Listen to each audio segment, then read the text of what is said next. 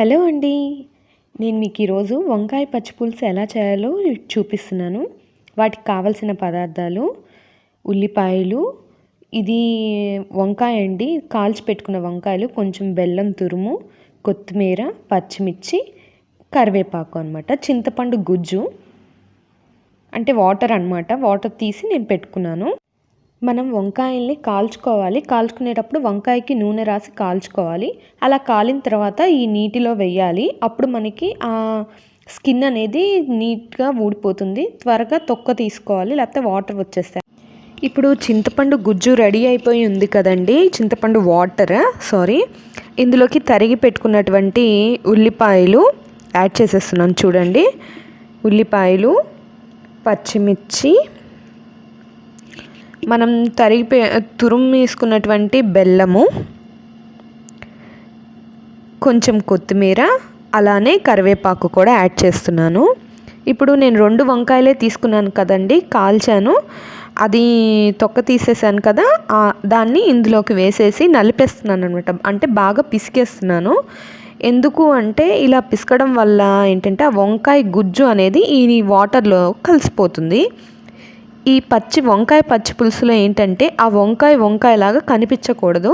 ఆ గుజ్జు మొత్తం ఆ నీళ్ళలోకి వస్తేనే దాని టేస్ట్, వంకాయ టేస్ట్ అనేది ఆ వాటర్కి వస్తుందన్నమాట.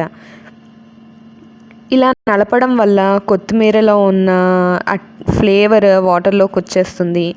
ఇలా నలపడం వల్ల ఏంటంటే పచ్చిమిర్చి ఉంది కదండి, పచ్చిమిర్చిలో ఉన్న కారం కూడా ఆ వాటర్లోకి వచ్చేస్తుంది. దీంట్లో మనం సపరేట్గా చిల్లీ పౌడర్ అనేది యాడ్ చేసుకోవాల్సిన అవసరం అనేది ఉండదు.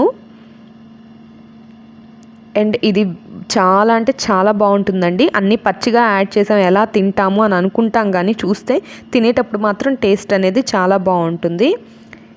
ఇది కొంతమంది కట్ పొంగల్ చేసుకుంటాం కదా, దాంట్లో కూడా తింటారు. అండ్ రాగి సంకటి చేసుకుంటాం కదా, దాంట్లో తింటారు. ప్లెయిన్ రైస్లోకి, వైట్ రైస్లోకి కూడా తింటారు. చాలా అంటే చాలా టేస్టీగా ఉంటుంది. సో అన్నీ ఇలా నలిపేసుకోవాలి నీట్గా. సో నేను ఇక్కడ మొత్తం అంతా నలిపేశాను.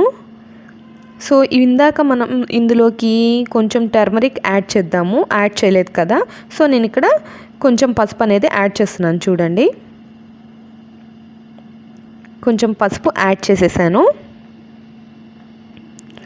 మనం ఇందులో ఇందాక ఏం మిస్ చేసాం, సాల్ట్ అనేది మిస్ చేసాం. అది చాలా ఇంపార్టెంట్ కదా. అంటే మిస్ చేయలేదు, ఇవన్నీ నలిపిన తర్వాతనే వేసుకోవాలి. ఇప్పుడు వేస్తున్నాను చూడండి. మనం రుచికి సరిపడా వేసుకోవాలి. ఒకసారి కలిపేసుకోవాలి గరిటె తీసుకొని. మీరు టేస్ట్ చూడండి ఒకసారి, సాల్ట్ వేసుకున్న తర్వాత సరిపోకపోతే ఇంకొంచెం మీరు యాడ్ చేసుకోవచ్చు సాల్ట్ అనేది. చూడండి ఎంత బాగా కలిసిపోయిందో మొత్తము. సో ఇప్పుడు నేను ఇందులోకి తాలింపు పెట్టేసుకుంటున్నానండి.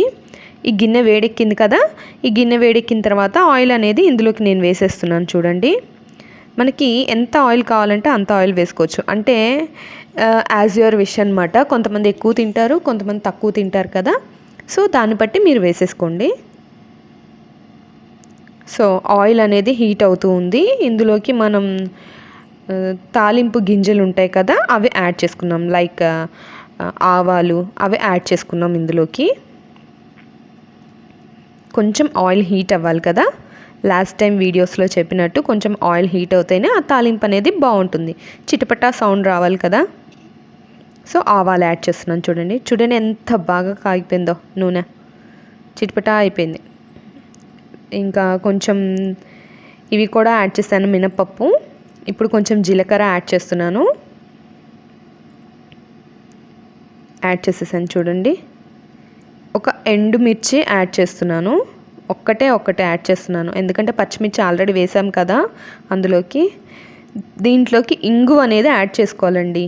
మీరు మీ ఇంట్లో ఏ కంపెనీ ఉంటే ఆ కంపెనీ ఇంగువ యూస్ చేయండి. ఇంగువతోనే అన్ని వంటకాలు టేస్ట్ వస్తాయండి బాగా. ఇంగువ యాడ్ చేసాం కదా, ఇప్పుడు ఈ తాలింపు ఇందులోకి యాడ్ చేసుకోవాలి. ఎప్పుడైనా తాలింపు యాడ్ చేసిన తర్వాత ఆ గిన్నెలోకి కొంచెం, మీరు దేంట్లో అయితే యాడ్ చేస్తారో పప్పు కానీ పులుసు కానీ ఏదైనా, అది కొంచెం ఆ గిన్నెలో వేసుకొని మళ్ళీ ఒకసారి దాన్ని కలిపి అది మళ్ళీ అందులోకి యాడ్ చేసుకోండి. సూపర్ ఉంటుందండి టేస్ట్. చాలా అంటే చాలా బాగుంటుంది అలా చేస్తే. చూడండి మన పచ్చి పులుసు రెడీ అయిపోయింది. నా వీడియో మీకు నచ్చినట్టయితే లైక్ చేయండి, షేర్ చేయండి, సబ్స్క్రైబ్ చేయండి. బాయ్.